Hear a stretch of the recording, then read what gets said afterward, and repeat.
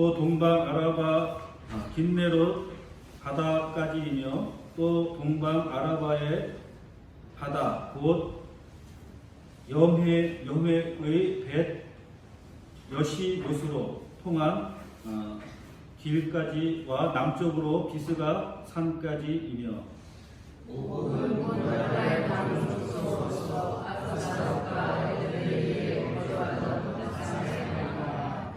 그가 다스리던 땅은 헤르몬 산과 살라가의 온 바산과 및 그술 사람과 마아가 사람의 경계까지의 길로 길르앗 절반이니 헤스본 왕 시온의 경계에 접한 곳이라. 여호와의 종 모세와 이스라엘 자손이 그들을 치고 여호와의 종 모세가 그 땅을 그리는 사람과 다 사람과 므낫세 반 이스라엘의 기업으로 주었더라. 아멘. 우리가 지난 주에 가나안 정복 전쟁을 마치고 가나안에서 안식하는 이스라엘 백성들을 우리가 보면서 40년 전에 광야에서 죽은 사람들과 어떤 면에서 차이가 있었는가, 이것을 함께 생각해 보면서 은혜를 나누었습니다. 똑같이 애굽에서 나와서 어떤 사람들은 가나안 땅의 주인이 되고 그 땅에서 안식을 얻었지만, 그러나 또 어떤 사람들은 그렇게 되지 못하고 광야에서 죽고 말았던 것을 우리는 봅니다. 과연 무엇의 차이가 있었기 때문에 이런 결과가 나타났겠습니까? 세 가지를 말씀을 드렸는데, 첫 번째는 믿음의 차이였다라는 것입니다. 하나님의 약속을 믿음으로 붙잡고 사는 사람들에게 가나안의 안식과 주인의 그런 자격을 주었고 그 땅에서 누릴 자격을 가질 수 있었던 것이죠. 하지만 하나님의 약속을 믿음으로 붙잡지 못한 사람들은 광야에서 그냥 죽음을 당하고 말았던 것입니다. 두 번째 차이는 꿈의 차이였다라고 말씀을 드렸습니다. 하나님 주시는 꿈을 붙잡고 도전한 사람들에게는 가나안의 승리와 안식을 얻을 수 있었지만, 반면에 그 꿈을 보지 못하고 현실에 매여 허덕였던 사람들, 결국 그들은 광야에서 죽임을 당하고 말았던 것입니다. 세 번째 차이는 바로 순종의 차이였다 말씀을 드렸습니다. 하나님의 말씀을 우리가 읽고 듣는 것, 그것이 전부가 아니라 그 말씀 앞에 순종하느냐 아니면 순종하지 않느냐가 바로 하나님의 약속을 누릴 수 있느냐 아니면 누리지 못하느냐의 차이를 결정하는 것이다, 이렇게 말씀을 드릴 수 있는 것입니다. 우리가 순종하지 않으면 하나님의 말씀은 아무리 들어도 그것은 우리에게 복으로 다가올 수 없습니다. 하나님의 약속을 아무리 많이 알고 있다 할지라도 그 말씀에 순종이 없다고 한다면 우리는 그 축복을 누릴 수 없고 그 축복을 누릴 자격이 없다는 것입니다. 그래서 가나안의 주인이 되고 안식을 누렸던 사람들과 광야에서 죽음을 당했던 사람들에게 이런 큰 차이가 있음을 우리가 함께 살펴보았습니다. 오늘 우리에게 주신 이 여호수아 12장은 가나안 정복사를 요약한 것입니다. 그래서 1절부터 6절까지는 요단강을 건너기 전에, 즉 가나안 땅에 들어오기 전에 모세가 정복한 요단 동편 지역의 왕의 이름들이 기록되어져 있습니다.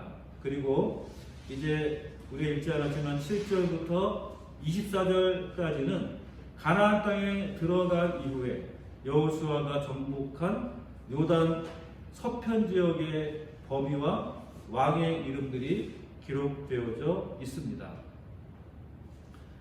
신실하신 하나님께서는 약 500년 전에 아브라함과 이삭과 야곱에게 맺은 그 약속을 결코 잊지 않으셨고 모두 다 이루어 주셨습니다. 오랜 기간의 전쟁 중에도 하나님은 언제나 이스라엘과 함께 하셨습니다. 그들의 모든 싸움에 개입하셔서 승리하도록 하셨습니다. 그리고 이제 가나안에서 안식과 축복을 누리는 그런 삶을 주셨던 것입니다. 이 하나님께서 이렇게 지루하게 가나안 정복사를 굳이 언급한 이유가 무엇인가? 그것을 이 시간에 함께 살펴보려고 합니다. 사실 이것은 바로 가나안 정복의 역사로 말할 수 있죠. 역사는 왜 중요합니까? 그 역사의 의미가 무엇인가? 하나님께서 굳이 과거의 전쟁 가운데에서 승리의 기록들을 성경 가운데 이렇게 세세하게 기록한 이유는 무엇인지를 함께 살펴보려고 합니다. 첫 번째는 하나님은 역사의 주인이시다라는 것을 보여주고 있는 것입니다. 하나님께서는 역사를 이끌어 가시는 분이십니다. 여호수아 12장에서는 이스라엘에 의해서 패망한 나라들과 왕들의 이름이 자세히 기록되어져 있습니다. 1절부터 6절까지에서 보면 요단강을 건너기 전에, 즉 요단 동쪽에서 아모리의 왕 시온과 바산의 왕 옥, 이들이 이스라엘에게 패하고 그 땅은 이스라엘의 르우벤 지파, 갓 지파, 므낫세 반 지파가 차지하게 되었습니다. 그리고 7절부터 24절까지에서는 요단강을 건넌 이후에 여호수아와 이스라엘 백성들이 정복한 가나안 본토인 남쪽과 또 북쪽 지역에, 남쪽 지역에 16명의 왕과 북쪽 지역에서 15명의 왕, 도합 31명의 왕에 대해서 기록하고 있습니다. 그리고 여리고와 아이성을 합하면은 모두 33명의 왕과 또 그 모든 영토를 다 정복한 기록이 오늘 본문 12장 말씀에 기록되어져 있는 것입니다.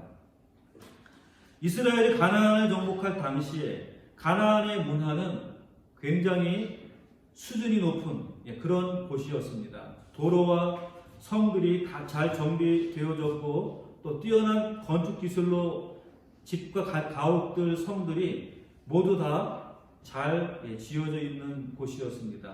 또 배수시설 또한 발달되어 있었고 금운동, 세공 기술도 굉장히 높은 수준을 가지고 있었습니다. 더더군다나 군사력은 굉장히 막강한 그런 군사력을 가지고 있었던 지역입니다. 그런데 그렇게 문화도 발달되어지고 또 여러 가지 과학 기술도 발달되어지고 또 군사력도 막강한 이러한 지역이 어떻게 참 이 애굽에서 탈출하고 그리고 광야에서 40년을 지낸 그 이스라엘 민족들에게 점령을 당할 수 있었는가? 이 가나안 민족들에 비하면 이 이스라엘 민족들은 오합지졸에 불과한 그런 군대였습니다. 제대로 훈련도 할 수 없었고 무기도 제대로 갖출 수 없었고 또 그들은 어떤 철저한 이러한 훈련의 과정들도 할 수 없었던 그런 사람들입니다. 그런데 이러한 오합지졸과 같은 이스라엘 민족에게 정말 강하고 견고하고 또 높은 문명을 지녔던 이 가나안 모든 족속들이 하루아침에 무너지고 말았던 것입니다. 히브리의 노예들에게 그 모든 자신들의 영토와 땅을 다 빼앗기고 말았던 것입니다. 누가 이런 일을 예상이라도 했겠습니까? 이런 일이 어떻게 가능했을까? 그것은 단 한 가지 이유입니다. 바로 하나님께서 그렇게 하셨기 때문에 가능한 일이 되었던 것입니다. 인류 역사의 가장 중요한 원동력은 어디에 있습니까? 그것은 인간에게 있는 것도 아니고 어떠한 강한 나라에 있는 것도 아니고 그 강한 나라의 지도자에 달려있는 것도 아닙니다. 오직 살아계신 하나님이 역사를 이끌어 가시는 것입니다. 하나님만이 이 세상의 모든 역사의 주관자이신 겁니다. 천지를 창조하시고 모든 우주 만물을 다스리시고 섭리하시는 하나님께서 역사를 친히 주관하시고 이 역사의 주인으로서 오늘날 인류 역사를 이끌어가고 계시는 것입니다. 하늘에서 매이면 이 땅에서 어느 누구도 풀 자가 없을 것이라고 말씀해주고 있죠. 또 하나님께서 허락하시지 않는다면 공중의 새 한 마리도 땅에 떨어지지 않는다고 말씀해 주고 있습니다. 그래서 하나님이 막으시면 어느 누구도 열 수가 없습니다. 반면에 하나님이 계획하신 모든 일들은 틀림없이 반드시 이루어지고 마는 것을 우리는 기억해야 됩니다. 이 세상은 인간이 다스리는 것이 아닙니다. 인간이 다스리는 것 같고 강한 나라가 이끌어가는 것 같지만, 그러나 이 세상의 지배자, 통치자는 살아계신 하나님, 그분이 이 땅의 모든 역사를 주장하시고 이 땅의 모든 나라들을 다스리시고 섭리해 가시는 것입니다. 가나안의 화려한 문화와 강한 군사력이 아무리 그렇게 강하다 할지라도 하나님께서 친히 임하시니까 결국은 아무런 준비도 갖춰지지 않은 것 같은 오합지졸과 같은 이 이스라엘 민족에게 다 패망하고 말았던 것을 우리는 보면서 하나님이 역사하시는 바로 역사의 주관자이신 우리는 발견할 수 있게 되는 것입니다. 가나안을 정복하게 하신 분, 그분은 바로 하나님이신 겁니다. 이스라엘 민족이 가나안 땅을 점령할 수 있도록 모든 계획들을 이루신 분도 역시 하나님이신 것입니다. 이것이 바로 이스라엘 민족에 주시는 하나님의 축복이죠. 하나님의 택한 민족, 하나님의 언약을 가지고 살았던 민족, 그 민족에게 하나님께서는 그 언약의 말씀을 이루어 주신 겁니다. 도무지 말도 안 되는 그런 싸움 가운데에서 승리하게 하신 것입니다.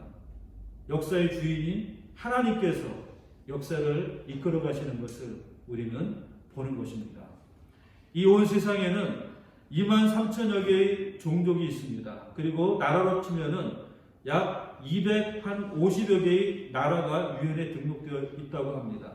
그 수많은 나라들 가운데에서 복음이 전해지고 하나님을 주인으로 섬기는 민족들은 세계 10방에서 큰 축복을 받았습니다. 반대로 하나님을 모르고 사는 그런 민족들은 대개가 발전되어지지 못하고 또 개발되어지지 못하는 그러한 어려운 가운데 있는 것들을 우리는 보게 되죠.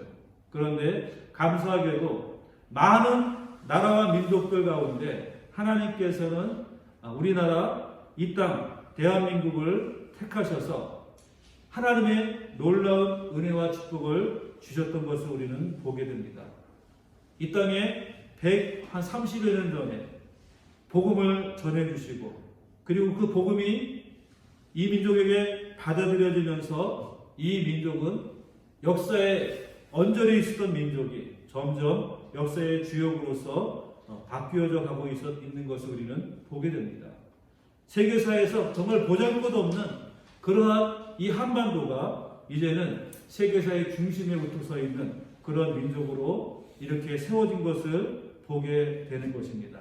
세계 12의 경제 대국으로 성장하고 하나님의 놀라운 은혜와 축복을 받은 그런 민족이 되었습니다. 하나님이 함께하신 축복과 은혜의 결과인 것들을 우리는 분명히 알 수 있는 것입니다. 그래서 여호와를 자기 하나님으로 섬기는 그러한 민족은 반드시 복을 받는다는 것을 우리는 알 수 있는 것입니다. 그러니 우리가 열심히 기도하고 또 열심히 예배드리고 또 열심히 또 복음을 전하는 이 나라를 주신 하나님, 세계 열강 가운데에서 하나님의 말씀을 잘 받아들이고 그리고 하나님의 말씀 안에서 주님의 이름을 높인 이 민족에게 하나님께서는 큰 은혜와 축복을 내려 주신 것입니다.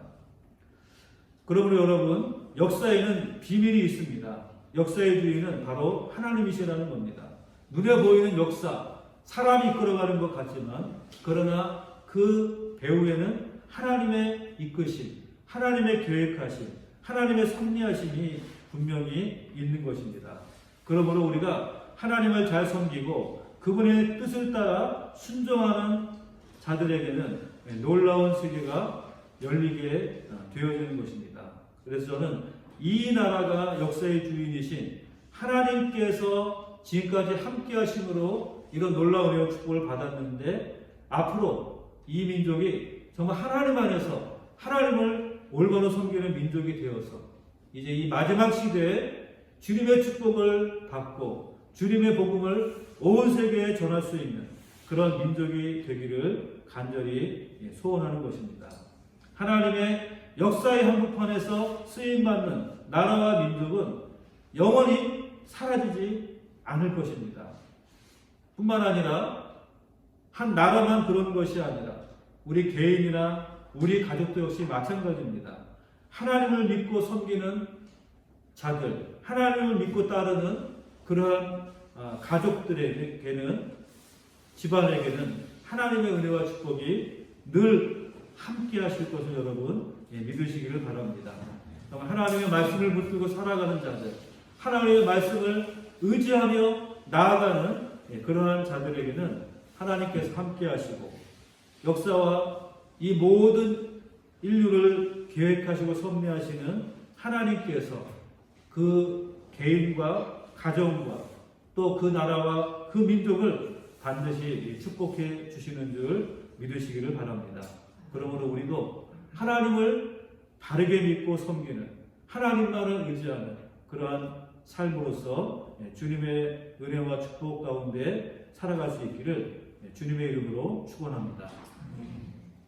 자, 그 다음에 우리는 이 가나안의 정복 전쟁의 역사를 기록한 이유, 역사가 중요한 이유는 무엇입니까? 특별히 성경 가운데 이렇게 과거의 일들을 낱낱이 기록한 이유는 그 과거 사건 가운데 나타난 하나님의 은혜를 기억하라는 것입니다. 하나님은 전적으로 하나님의 은혜로 정복하는 이러한 땅이 가나안 땅임을 분명히 말씀하셨습니다. 가나안 땅의 정복의 역사는 하나님의 은혜 아니면은 될 수 없었다라고 하는 것입니다. 여리고성을 점령할 때, 아이성을 점령할 때, 또 남쪽의 연합군과의 전쟁에서, 또 북쪽의 연합군과의 싸움 가운데 승리의 비결, 거기에는 하나님이 함께 하셨다라고 하는 이 사실이 승리의 가장 중요한 비결이었음을 우리는 보게 되어지는 것입니다. 하나님께서는 이스라엘을 부르실 때부터 언제나 한결같이 신실하셨습니다. 그리고 그 신실하심은 아브라함의 발걸음마다 은총을 베풀어 주심으로 말미암아 보여주었던 것이죠. 이스라엘 백성들이 애굽에서 나올 때 하나님께서는 가장 먼저 그들을 위해서 불기둥과 구름기둥을 예비해 주셨어요. 그들의 삶에 수없는 은혜를 베풀어 주십니다. 그리고 광야를 지나는 모든 과정 가운데에서도 하나님께서는 항상 신실하게 동행하신 것을 우리는 보게 됩니다. 민수기 33장을 보면 모세가 애굽 땅에서 나올 때부터 시작해서 요단에 이르기까지의 이스라엘이 걸어온 여정을 기록하고 있습니다.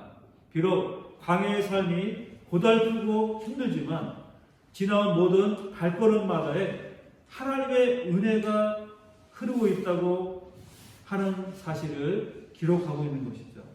애굽에서 나올 때 어떤 일이 있었습니까? 하나님이 애굽의 모든 장자를 죽이는 이러한 장자의 재앙을 베푸셨습니다. 그래서 죽음의 그늘이 애굽의 그 모든 왕궁으로부터 덮여 나갈 때 이스라엘 백성들에게는 양을 잡아서 그 피를 문설주에 바르게 하심으로써 죽음의 사자가 그냥 지나가는 은혜를 베풀어 주셨습니다. 바로 그것이 유월절이죠. 어린 양의 피를 보고서 내가 넘어갈 것이다. 애굽의 모든 장자가 죽임을 당하는 그 절박한 순간에도 하나님의 백성들을 하나님께서는 지켜주시고 보호해 주신 겁니다. 오늘날 이 전염병 지금 온 나라를 휩쓸고 있는 가운데 있는데 이 전염병 가운데에도 하나님께서 지키시고 보호해 주신다면 우리는 안전하게 이 모든 전염병의 죽음의 그늘로부터 보호함을 받을 줄 믿으시기를 바랍니다. 예, 그리고 애굽을 나오니까 그들의 눈앞에 무엇이 펼쳐집니까? 바로 홍해바다가 기다리고 있죠. 홍해바다가 그들의 앞길을 가로막을 바로 그때 하나님께서는 바다를 가르시고 그 땅을 마른 땅으로 걸어가게 하셨습니다. 광야의 길을 걸어갈 때 또 마라의 순돌을 만났는데 그로 말미암아 낙심할 때 한 나뭇가지를 물에 던져서 그 물을 변화시켜 주셨고 그 옆에 또 엘림의 샘물을 준비하셔서 안식을 주셨던 것입니다. 그리고 하늘로부터는 만나를 내리시고 그래 광야에서의 40년 동안에 굶주리지 않게 하셨습니다. 목마름이 극에 달할 때에는 반석에서 샘물을 나오게 하셨죠. 또 모세는 요단까지의 길은 멀고 험한 길이었지만 돌이켜본다면 이 모든 과정 속에 무엇이 있었습니까? 하나님의 도우심의 은혜가 낱낱이 배어져 있었다는 그것을 성경 가운데 기록하고 있는 것입니다. 지나온 광야의 모든 여정 가운데 하나님의 은혜가 이처럼 우리와 함께하였다 하는 사실을 기록하고 있는 겁니다. 자, 여호수아가 가나안의 31명의 왕과 그들의 성을 정복하게 된 이 과정을 아주 상세하게 기록하고 있는 이유도 마찬가지입니다. 이 모든 과정 속에 하나님의 은혜가 있었다. 하나님의 도우심이 있었다라고 하는 사실을 그 안에 담고 있는 것입니다. 하나님의 은혜를 다시 한번 깊이 새기게 하는 것입니다. 왜냐하면 우리들은 자주 잊어버리기 때문에 내가 과거에 하나님의 은혜를 받았음에도 불구하고 시간이 지나면서 희미해지고 그것을 잊어버리는 그러한 인간의 연약함을 가지고 있기 때문에 성경은 역사를 기록하고 과거의 사실들을 기록하여서 그 사실을 다시 한번 끊임없이 되새길 수 있도록 하시는 것입니다. 이스라엘 백성들은 어떤 역사적인 사건이 있을 때마다 신앙 부흥 아니면은 민족의 위기 아니면 전쟁을 앞두고 있는 이러한 시기에는 반드시 예전에 옛날 자신들의 조상이었던 아브라함 때로부터 또 지금까지의 전 과정을 돌아보는 그런 시간을 갖는 것을 우리가 볼 수 있습니다. 그 대표적인 예가 느헤미야 9장에 있죠. 민족의 위기 가운데 그들은 다시 한번 과거에 우리를 도우셨던 하나님, 과거에 우리에게 은혜를 베푸셨던 그 하나님의 은혜를 다시 한번 기억하는 시간을 갖는 것입니다. 바로 역사를 통한 하나님의 은혜를 돌아보고 다시 한번 내 앞날을 이 위기를 극복할 수 있는 용기를 갖는 작업을 하고 있는 것입니다. 여러분의 삶의 자리마다 여러분의 지금까지 지나온 발걸음에도 하나님의 은혜가 함께 하였음을 믿으시기를 바랍니다. 그냥 힘들고 어려운 것들로만 채워져 있는 것이 아니라 하나님께서는 보이지 않는 것 같지만 언제나 우리와 함께 하셔서 우리의 삶에 도우심을 은혜를 베풀어 주심으로 말미암아 우리가 지금까지 이 길을 걸을 수 있도록 인도해 주신 것입니다. 그래서 다윗은 이렇게 고백하고 있죠. 시편 23편에서 내가 사망의 음침한 골짜기로 다닐지라도 해를 두려워하지 않을 것은 주께서 나와 함께 하십니다. 주의 지팡이와 막대기가 나를 안위하시나이다 라고 노래하고 있는 것입니다. 인생의 모든 과정 속에 심지어 사망의 음침한 골짜기를 걸어가는 그런 절망적인 상황 가운데에도 다윗은 주님이 나와 함께 하셨음을 믿고 또 주님이 나와 함께 하셨음을 감사하고 있는 것입니다. 이처럼 우리의 모든 삶에도 하나님의 은혜가, 하나님의 도우심이 우리의 삶 가운데 함께 하였던 것을 우리가 기억하며 하나님 앞에 감사할 수 있기를 바랍니다. 오늘 내가 여기까지 이르게 하신 모든 것, 그것은 바로 한마디로 말하면 하나님의 은혜인 것입니다. 제가 이 땅에 태어난 것도 사실 하나님의 은혜가 아니면 태어날 수 없었던 것이죠. 그리고 내가 예수를 믿고 구원받는 이 모든 과정도 인간의 생각과 계획으로는 불가능한 일이었습니다.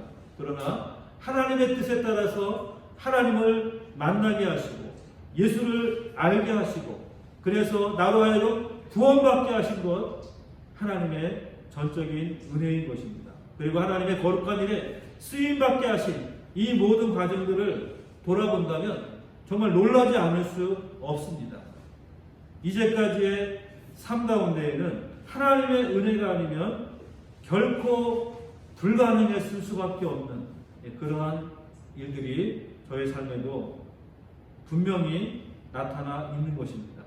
그래서 우리의 삶 가운데 저만 그런 것이 아니라 여러분들의 삶 가운데에도 바로 이런 하나님의 놀라운 은혜가 임하였다는 것을 저는 믿습니다.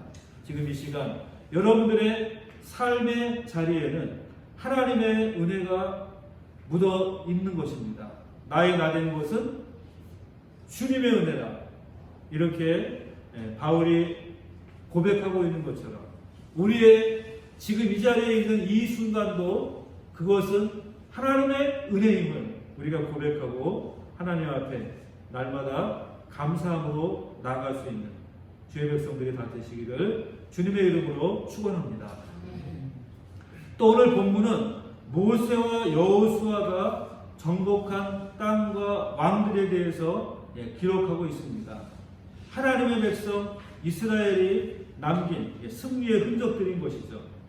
여호수아와 이스라엘 백성들은 가나안 땅 전 지역에 살아계시고 참되신 하나님의 흔적을 남긴 것입니다. 막강한 군사력으로 무장한 이 가나안 족속들과의 싸움에서 연전연승한 것, 이것은 기적이 아닐 수 없습니다. 이스라엘이 군사력으로는 도무지 상대할 수 없는 그런 강력한 군사력을 가진 이 가나안 족속들이 그러나 이스라엘 백성들 앞에서 하나님의 군대 앞에서는 힘없이 무너지고 말았던 것입니다. 하나님께서 이 이스라엘 백성들과 함께 하셨기 때문에 이런 승리를 거둘 수 있게 하신 것인데 지금 여호수아는 그 하나님께서 함께 함으로 얻은 이 승리를 자랑스럽게 지금 간증하고 있는 것이죠.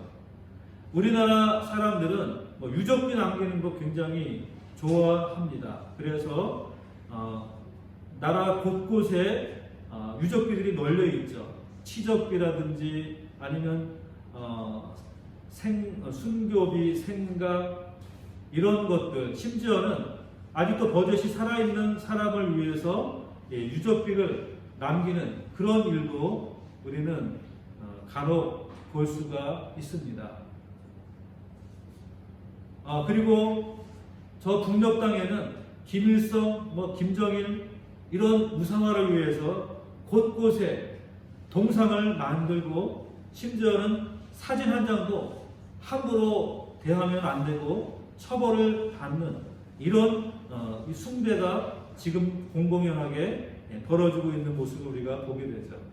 우리 남한 땅에도 마찬가지로 대통령의 생가를 복원한다든지 살아있는 어떤 사람의 어떠한 일들을 위해서 기념관을 건립한다든지 이런 식으로 자기의 이름을 드러내는 일에 사람들은 애를 쓰고 있는 모습들을 우리는 보게 됩니다. 그 사람이 얼마나 위대한 일을 했는가, 그 사람이 얼마나 놀라운 사람인가를 그렇게 드러내 보여주고자 하는 것이죠. 그런데 반면에 이스라엘 사람들은 사람의 흔적이 아니라 하나님의 흔적을 유산으로 물려주었던 것을 우리는 볼 수 있습니다. 이스라엘이 가지고 있는 이 절기들은 모두 다 하나님과 관계가 있는 것들입니다. 유월절은 애굽에서 그들을 구원하신 하나님의 능력을 감사하는 그러한 절기인 것이죠. 또 7.7절은 가나안 땅에서 첫 번째로 거둔 곡식을 기념하는 그런 절기가 바로 7.7절입니다. 이처럼 이스라엘의 모든 절기들은 하나님의 역사하심과 일하심과 관련이 있는 것입니다. 또 미스바와 센 사이에 돌을 세웠는데 이 돌의 이름이 에베네셀입니다. 이 에베네셀의 뜻이 무엇입니까? 하나님이 여기까지 도우셨다라고 하는 뜻이죠. 돌 하나 세울 때에도 모두 다 하나님을 높이는 의미에서 기념비를 새기는 것을 볼 수 있습니다. 또 여호와 니시, 르비딤에서 아말렉과의 전투에서 승리한 다음에 여호와는 우리의 깃발이다, 여호와는 승리의 깃발이다라는 그러한 승리의 영광을 하나님께 돌리고 있습니다. 그리고 요단강을 건넌 후에 요단강에서 가져온 12개의 돌을 길갈에 세웠습니다. 이 길갈에 세운 12개의 돌의 의미가 무엇입니까? 요단강을 마른 땅처럼 건너가게 하신 하나님의 능력을 기리는 그런 기념의 비석, 그것이 바로 길갈의 12개의 돌의 의미인 것이죠. 이렇게 이스라엘 백성들은 모두가 다 하나님을 기리고 하나님을 기억하는 일에 자신들의 어떠한 기념을 다 사용하고 있는 것들을 볼 수 있습니다. 자, 이런 것들이 바로 우리 그리스도인들이 남겨야 할 인생의 흔적입니다. 내가 얼마나 잘했고, 내가 얼마나 많은 일을 했고, 내가 얼마나 위대한 일을 했는가를 사람들에게 알리기 위한 것이 아니라 하나님께서 얼마나 위대한 분이신지, 하나님께서 얼마나 놀라운 일을 하셨는지 그것을 보여주는 사람들이 바로 우리 그리스도인들이라고 하는 것입니다. 여러분, 이 그리스도인이라고 하는 말, 이 말이 맨 처음에 어떻게 사용되어졌습니까? 이 그리스도인이라고 하는 말이 사용되어졌을 때 이 그리스도인은 이 말의 의미는 바로 그리스도의 사람이라고 하는 뜻입니다. 예수 그리스도처럼 사는 사람들이다, 이런 의미에서 지어진 이름인 것입니다. 그래서 이 그리스도인이라고 하는 뜻 가운데에는 내가 있는 것이 아니라, 내가 드러나는 것이 아니라 내 안에 누가 드러나는 겁니까? 예수 그리스도가 드러나는 사람이 되어야 한다는 것이죠. 내가 아니라 그리스도가 드러나는 사람들, 바로 그런 사람들이 그리스도의 인이라고 말할 수 있는 것입니다. 사도 바울은 갈라디아서 6장 17절에서 내가 내 몸에 예수의 흔적을 가졌노라 이렇게 고백하고 있습니다. 우리가 바울의 삶을 보면은 예수님의 흔적이 정말 곳곳에 가득 차 있는 것들을 우리가 볼 수 있습니다. 예수님 때문에 매맞고, 예수님 때문에 수많은 고난을 당하고, 예수님 때문에 감옥에 갇힌 이 모든 것들이 바로 그가 지닌 예수의 흔적인 것입니다.